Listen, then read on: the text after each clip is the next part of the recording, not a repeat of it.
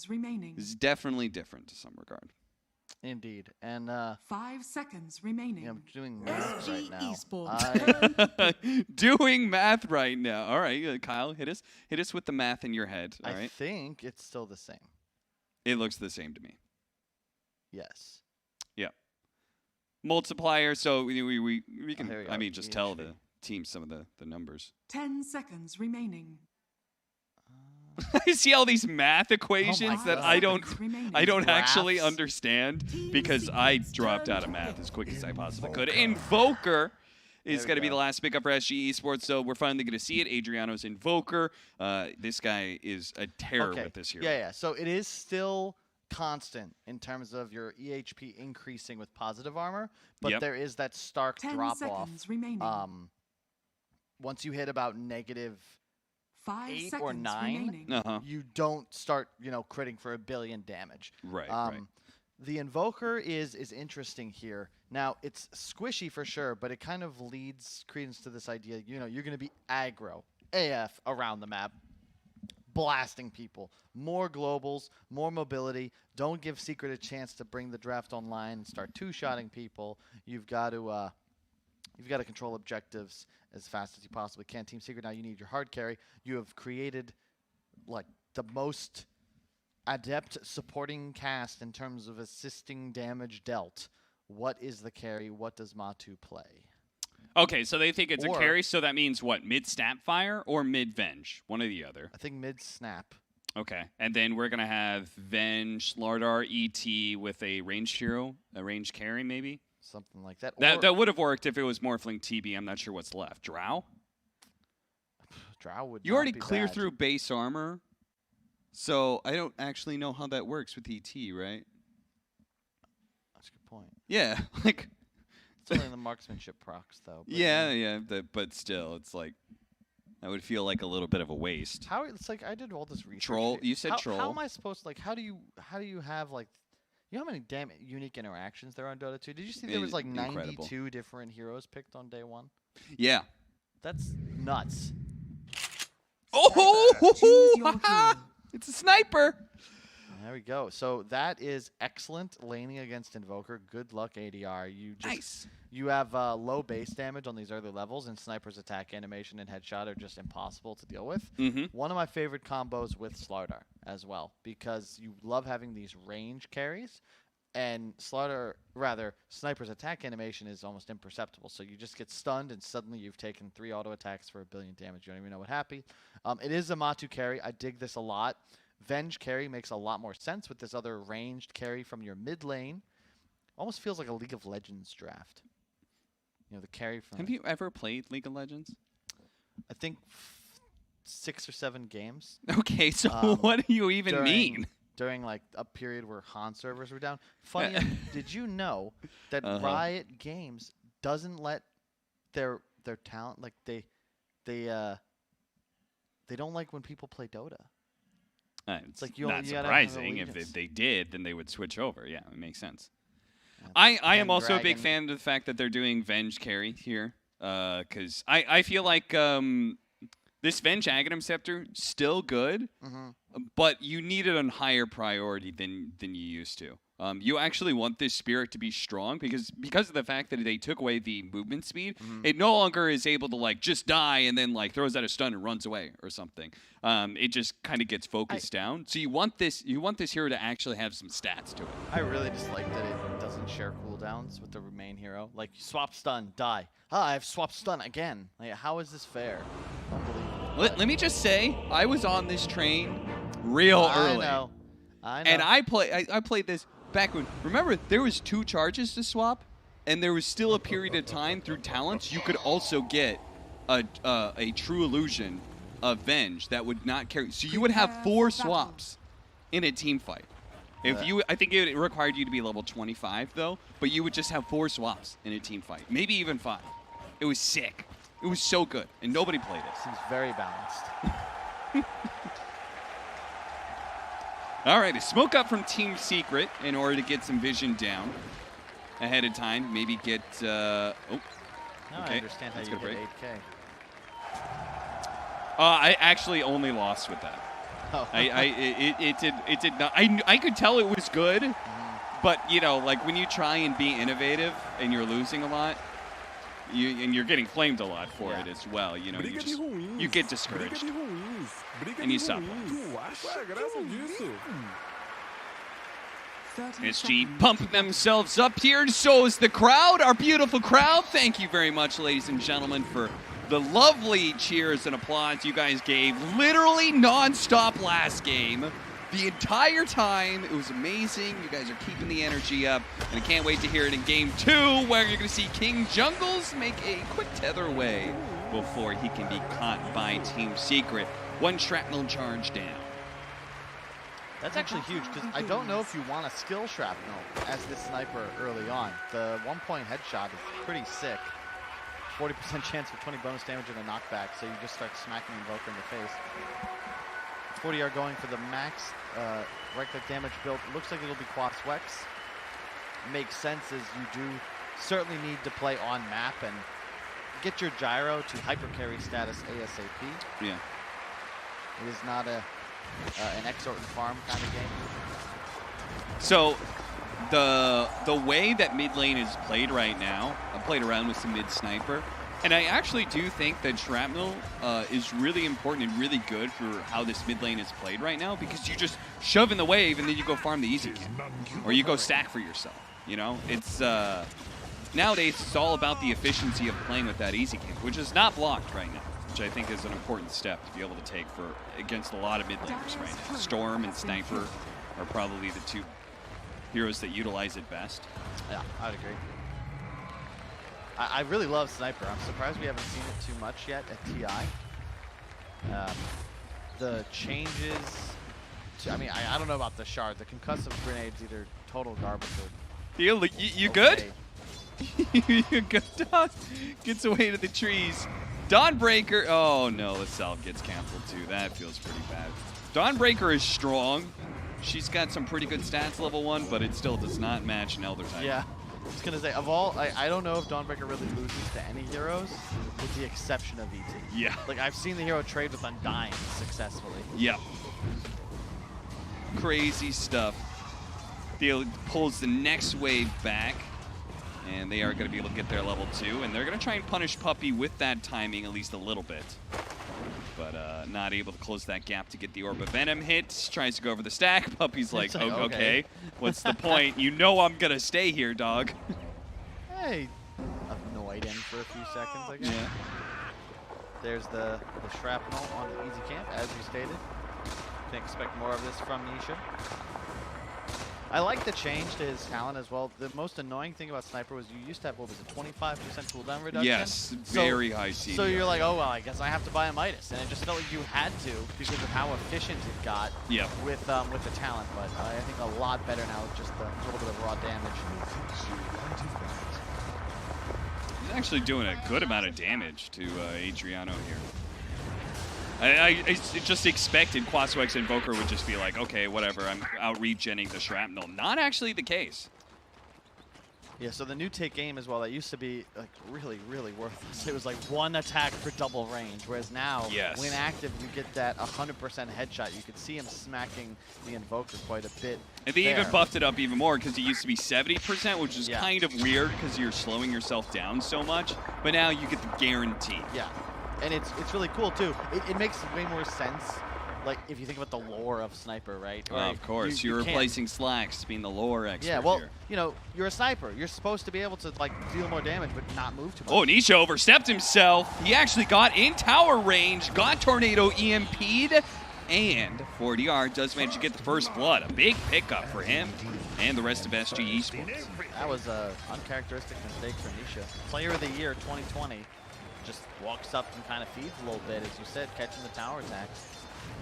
And, I'm zoned in on bottom lane a little bit. Top's going to be rough with Sand King. It's 2 melee for CT Venge. That's impossible. Radiant's top tower. Yeah, Sand King has low armor as well. So the physical damage of Puppey combined with the physical damage and minus armor of Matumba Man, they are putting in some work. Fortunately, Dawnbreaker is a really strong hero and might just be able to offset what should be a clear win for Team Secret. Almost brought down Puppy, not good enough though. That was a mistake though for Mato. You saw he repositioned a little bit. If he just attacks, Sanky dies. Yeah. And he gave him time to Fairy Fire and then stick later to survive. You know, it's not too late, Tavo. You can become the support and just let the core play the core position in this spot, because he's just having to give up a lot of CS right now. They do have Sentry down, so Tavo is not safe, but they are going to be able to get the combo. Puppy is going to die, and Tavo, I think, is happy with that. I think he wanted to trade because he couldn't play the lane any longer. Yeah, it's always nice to die as an offlaner, but get the XP, right? You're not going to mind that at all. Although, oh, he didn't get it. No, sorry. Puppy died just a few frames later. Yeah, so yeah, maybe the other core just turning into the core, right? Yeah, it's kind of what may end up happening here. At least he'll have a fast, or maybe Orb of Corruption.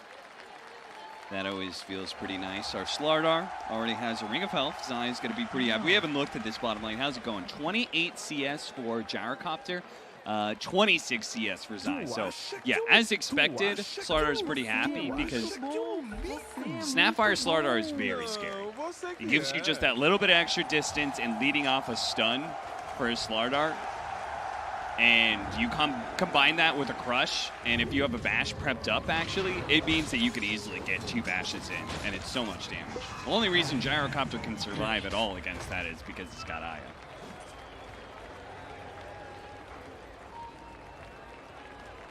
Looking around, so it really does feel SG. I think you're gonna have the need to be the ones who really make moves. Like, just kind of the nature of playing against a sniper, right? You've got to find ways to kill him. And even with that death, you can see the power of the hero in the laning phase. 38 CS to 27 on the Invoker. You just can't do much to stop Nisha. He just shoves lane, farms, and this is my favorite part. Just go farm 2 camps at once. Definitely, I think, a better hero on Dire because of these 2 camps where you effectively get double the stacks.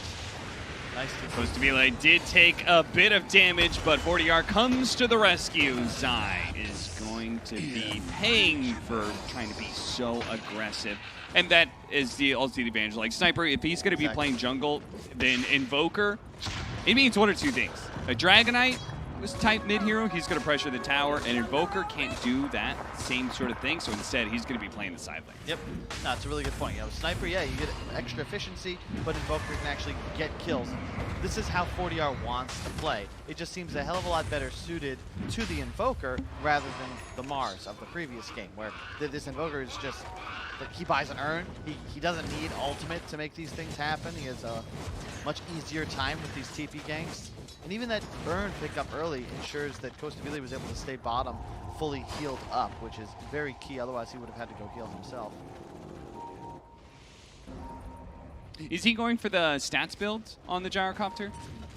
Yeah, I believe yes. Yeah, because I saw at least the crystals being built up. The Liquor, he's going to go down, but the Tornado. All right, here we go. 40R to the rescue. Going to be able to kill Matumba Man. They're actually going to be able to stop the stomp as well. Tavo nicely done getting in front of Matumba Man. He managed to cut through. Fortunately, the last shot there from Adriano does manage to bring him down. Puppy hidden away in the trees will teleport out. Mid lane's going to be pressured, though, as Yapzor does have a little shredder to help Nisha put in the damage.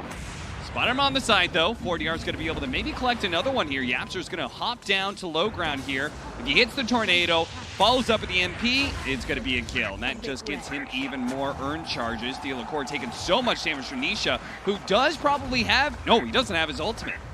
He just went for all the levels in his basic abilities. He just wants to be a right-click machine. I mean, I love the second point headshot because it gives you so much extra damage. Yep. The second point and take aim, I think probably could just be ultimate there to ensure that kill, but no, he is the expert. I will trust him. I'm okay with it just because, like, it allows him to play both mid lane and farm faster, and really, what else is Sniper going to be doing, right? That's true. And it is tough. Like, are you really going to be able to successfully ult somebody in the face against Invoker, Dawn Breaker, Sand? Yeah, for sure.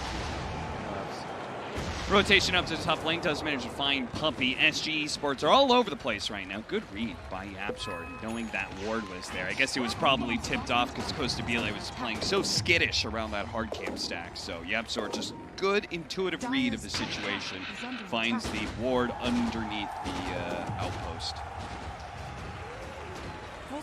We'll try and snatch away a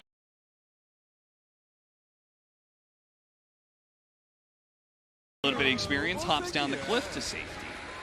Yeah, so far so good. I mean, ADR just playing a great game. Yeah. 4-0 and 1. He's been everywhere. Found kills in all 3 lanes thus far. And it's just a SG really all in on the gyrocopter. Team Secret, somewhat the same with their sniper, but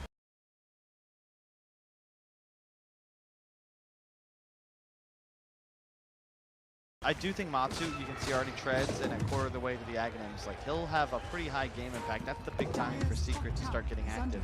They're just going to throw their bodies at SG, and he's just going to do damage on the side. TV coming in behind them. Got to be careful. Trying to deal with the rocket real quickly, and then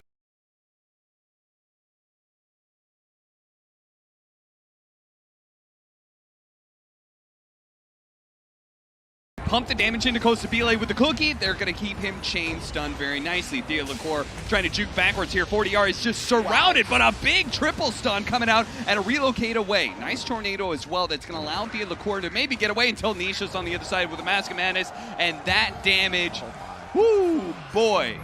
If he pops his take aim or whatever, and then he pops a Mask of Madness and their Corrosive Haze, like, holy crap. I want to run that back just so you can see what Zai did. He wasn't even going for the gyro, right? He just popped his amp and then ran around because he saw the Invoker TPing in. And, Great catch. Nisha's just dead. How did that happen? Tavo TP'd in, led the charge. He just got the burrow strike from the trees, and 40R was able to follow that up pretty nicely.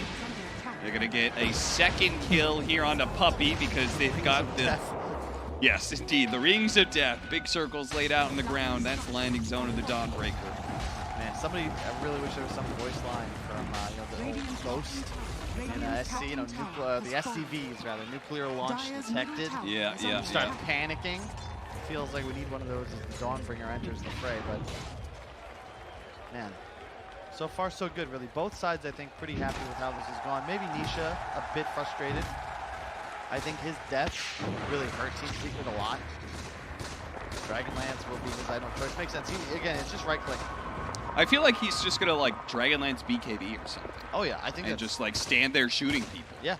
It's like it almost reminds. You remember way back in the day, old Navi, Vos Navi, played Sniper, and he went this like raw tank build on Sniper, just stood there shooting people. It was actually very successful. That's a long time ago though. No, I think it's very nice here. You just simply don't need damage. You have so much of it thanks to the assistance of your allies. Like you even saw there, just a casual corrosive from Zai means that, yeah, okay, Dawnbreaker's dead just because not even the damage amp, but more the vision. Because Sniper can keep hitting you from a very long way away. Also, there was a moment of peace. Yeah, I was going to say, the voices in my head quieted down for a second. Is that why the logos, is it like more cheers equals more like wind? Yeah. Is that how it works? I guess so. I don't know. I haven't looked. Okay. A lot of Team Secret fans. Very happy with the way this game's going, though. We're losing out on kills. They may be slightly ahead in net worth, though. I figured that the South American fans would be a bit louder, though. Oh, there we go. They're pumping it up now. Yeah, I get all these DMs supporting the scene, but I can barely hear them over Team Secret. What? No comment. 8-5.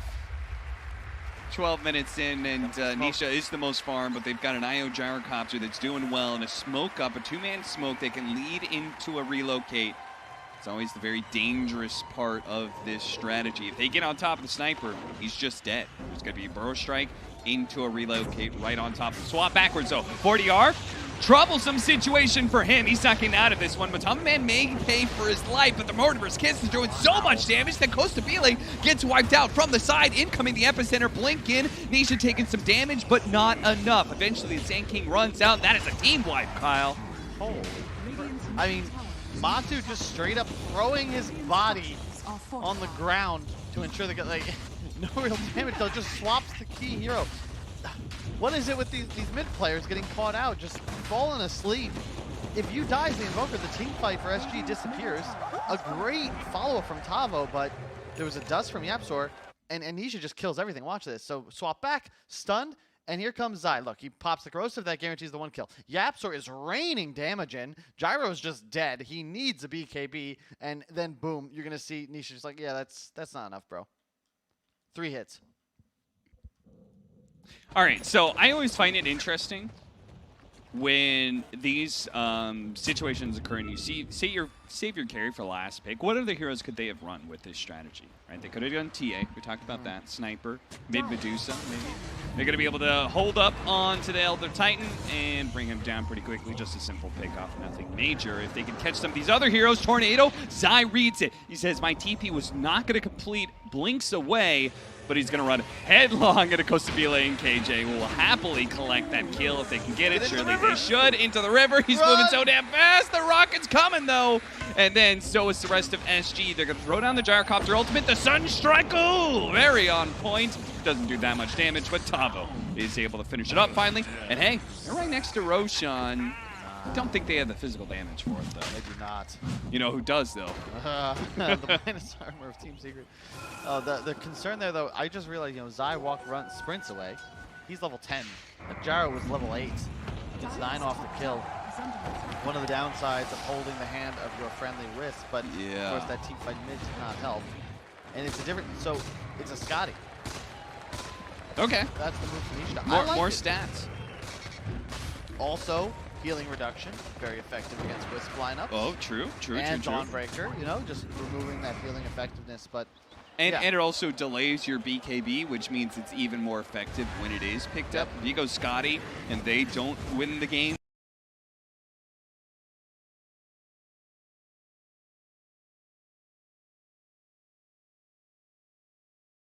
once he hits that BKB timing, that's insane, because then they're going to be at a point where it's pretty much only physical damage. Yeah, and Gyro, especially, or, sorry, magic damage. Gyro Invoker, they need movement in order to make moves. So nice read. Still hits the Burrow Strike. A bit blind there, catching Matama Man, but he's still just TP'd out. Again. Oh, man, KJ, he had that miscue where he didn't bring Sven out. He didn't relocate with anyone. Yeah. He left the Gyro.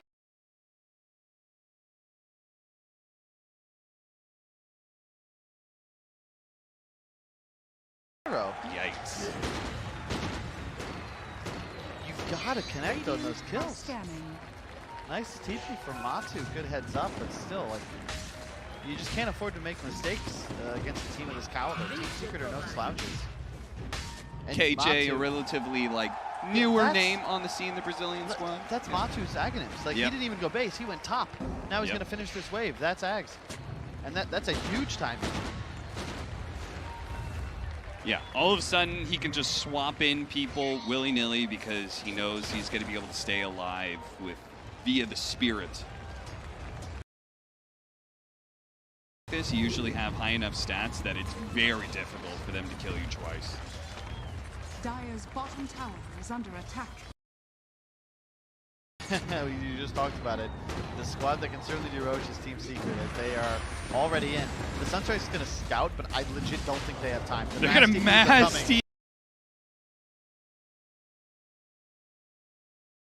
TR leads it out.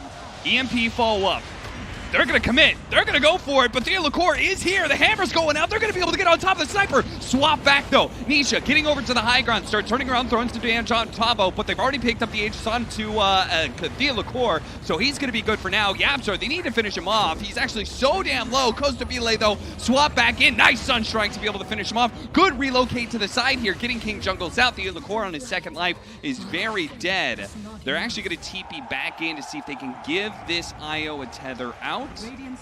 But I think he's a little bit too far away.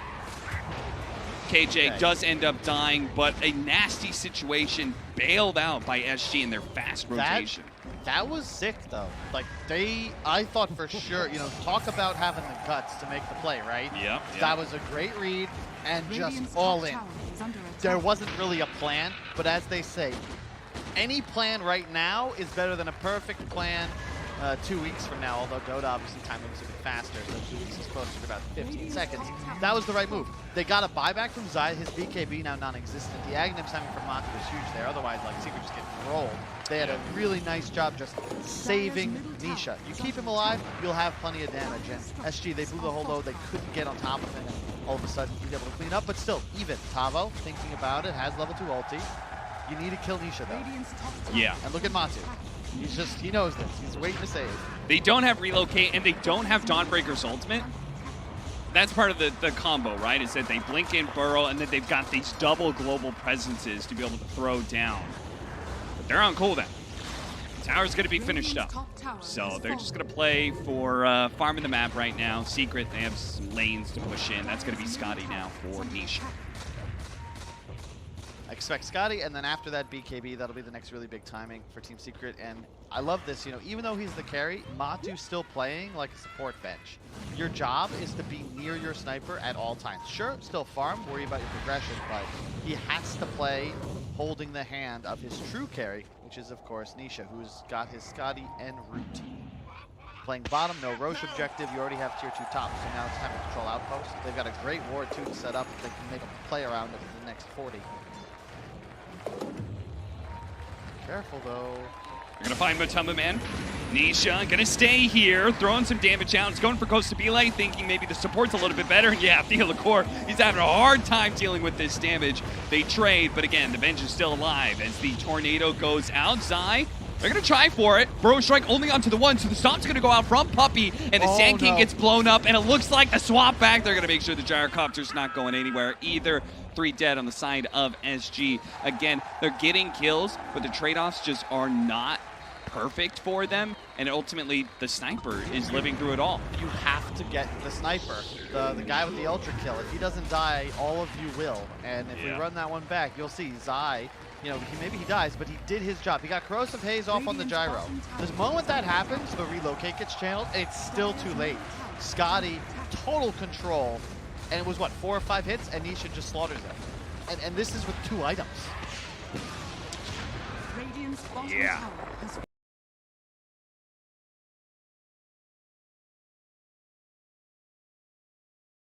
The Scotty and the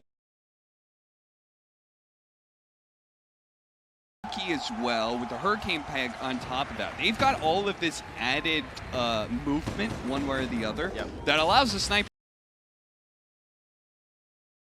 what he has always been best at, but also even more so now anywhere, right? Exactly. So you just want people to stay in your range. This is a really big kill if they can get it. Yule Scepter taking away the haste, and they're going to get on top of Nisha pretty quickly here, trying to body block him. The force out and a cookie away. There's that movement we were just discussing. And if they're not careful, they can get swapped down to low ground. That's nice heads up. This is do this very often, but you notice, you know, this is a great stun in theory, but people I feel like often forget you just attack, you just kill it. Yeah. You hit it 3 times, that's quite easy when you have all these ranged heroes. Just hit it. And yeah, I love Sniper in this kind of game. It's really just the perfect pick. You can go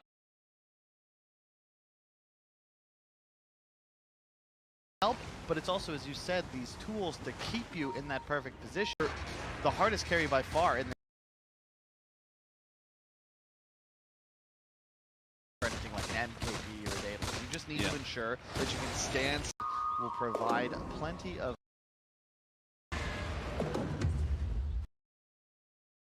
up next for the Venge.